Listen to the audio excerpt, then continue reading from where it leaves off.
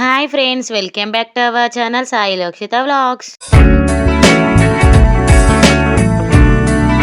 Today recipe ఏంటంటే మీకైతే తన్మేలు చూస్తే అర్థమైంది కదా. ఆలు బోండా అయితే చేశాను. ఇంతకీ అది హిట్ అయిందా ఫ్లాప్ అయిందా అనేది తెలుసుకోవాలంటే లాస్ట్ వరకు అయితే చూసేయండి. బయట అయితే వర్షం పడుతుంది కదా అని చెప్పి మంచిగా అట్లా చల్ల చల్ల వెదర్కి ఇట్లా వేడి వేడి ఏదైనా తినాలనిపిస్తుందని ఇంట్లోనే చేసుకుందామని ఆలు బోండా చేద్దాం అనుకుంటే అది ఇంతకీ ఎట్లయింది ఏమైంది అనేది అయితే మీరైతే లాస్ట్ వరకు అయితే ఖచ్చితంగా చూడండి.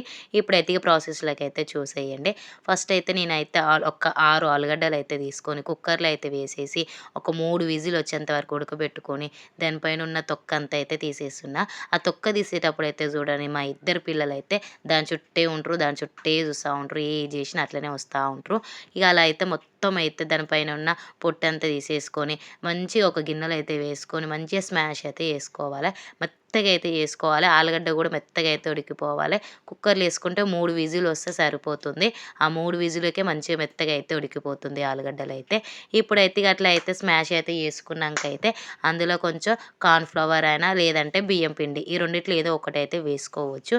అదైతే వేసుకున్నాక అందులో కొంచెం రుచికి సరిపోయే కారము, ఉప్పు, కొంచెం గరం మసాలా, కొంచెం పచ్చి ధనియాల పౌడరు ఇవి వేసుకొని అలాగే ఆనియన్ అయితే వేసుకొని కొంచెం కరివేపాకు అండ్ కొత్తిమీర కూడా వేసుకోండి. కావాలంటే మీరు మిర్చి కూడా వేసుకోండి. అవి వేసుకుంటే ఇంకా స్పైసీగా ఇంకా చాలా బాగుంటుంది.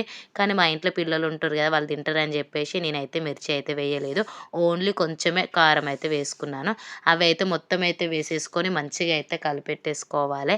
మొత్తం అయితే కలబెట్టేసుకుండి కొంచెం గట్టిగా అవుతుందనమాట. ఎందుకంటే మనం దాంట్లో ఆల్రెడీ కార్న్ పౌడర్ అయినా లేదంటే బియ్యం పిండి అని వేసుకున్నాం కాబట్టి అది ఎట్లాగో గట్టిగా అవుతుంది. అలా ఒక ముద్దలాగా అయితే వేసుకొని దాన్ని అయితే పక్కకైతే పెట్టేసుకోవాలి.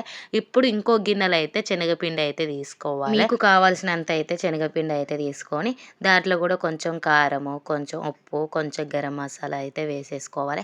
కొంచెం కొంచెం వేసుకోవాలి. ఎందుకంటే ఆల్రెడీ మనం ఆలుగడ్డ దాంట్లో వేసినాం కాబట్టి. అలాగే కొంచెం వంట సోడా అయితే ఉంటుంది కదా, అది కూడా వేసుకొని కొంచెం వాటర్ పోసుకుంటూ మంచిగా అయితే కలబెట్టేసుకోవాలి. ఉండలు ఉండలు లేకుండా అలా కొంచెం ఇట్లా జారు వచ్చేంత వరకు అయితే కలబెట్టేసుకోవాలి.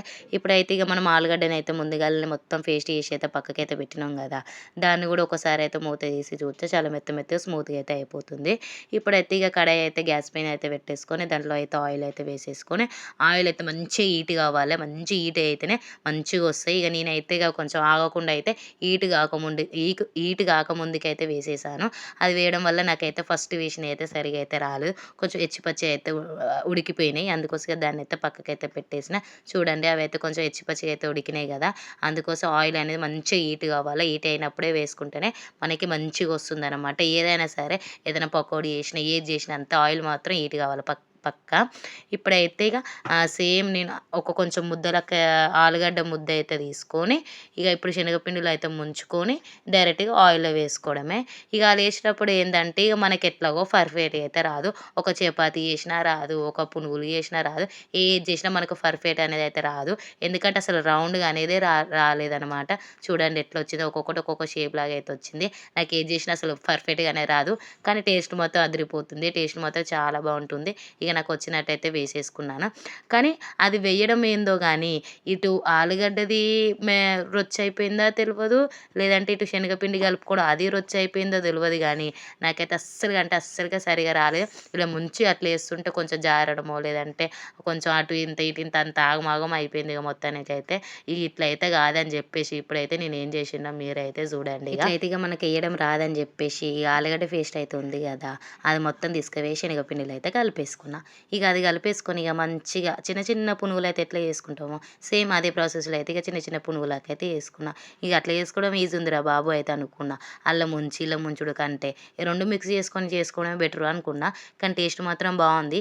కానీ దీనికి బదులు ఏదైనా పునుగులు చేసుకున్నా మంచిగా ఉండు, మైదా పిండి తెచ్చుకొని దీనికి టైం వేస్ట్ చేసే బదులు అది తెచ్చుకొని డైరెక్ట్గా చేసుకున్నా మంచిగా తినొచ్చు అనుకున్నా. ఇవి టేస్ట్ బాగుంది.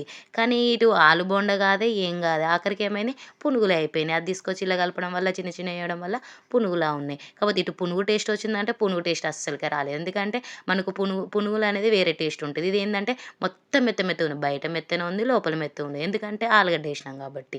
ఇక ఏదో అని చెప్పేసి ఇక అసలకే బయట వాతావరణం కూల్‌గా ఉంది కదా అని చెప్పేసి వేడి వేడిగా తిందామని చెప్పి ఇట్లా అయితే చేసినా. కానీ చాలా అంటే చాలా వచ్చినాయి. చాలా బాగుంది టేస్ట్ మాత్రం. ఎందుకంటే ఇక ఆలుగడ్డ ఏసినాం కాబట్టి మనకు ఆలుగడ్డ ఏస్తే ఎట్లాగో నచ్చుతుంది. చాలా బాగుంటుంది కాబట్టి నేను ఎందుకు చేసినా అంటే ఒక వీడియోలో చూసినా అనమాట. వీడియోలో చూడంగానే నాకు కూడా ఎందుకో తినాలనిపించింది. మళ్ళీ బయట కూడా కూల్‌గా ఉంది కదా! ఇట్లా వేడి వేడిగా చేసుకొని తిందామని చెప్పి చేసినా. కాకపోతే అది ఇంతకి ఫ్లాప్ అయిపోయింది. ఆఖరికి పునుగులయిపోయినాయి. కానీ టేస్ట్ మాత్రం అదిరిపోయింది. ఇక్కడైతే ఇక మా పిల్లలైతే ఎంత మంచిగా తింటారు చూడు. వాళ్ళకేం తెలుసు ఎట్లున్నా టేస్ట్ మంచిగుంటే చాలు వాళ్ళకి. ఏది చేసినా తింటూనే ఉంటారనమాట. కానీ టేస్ట్ మాత్రం చాలా చాలా చాలా బాగుంది నిజంగానే. మీరు మీరు కూడా కావాలంటే మీరైతే పర్ఫెక్ట్‌గా చేసుకోండి.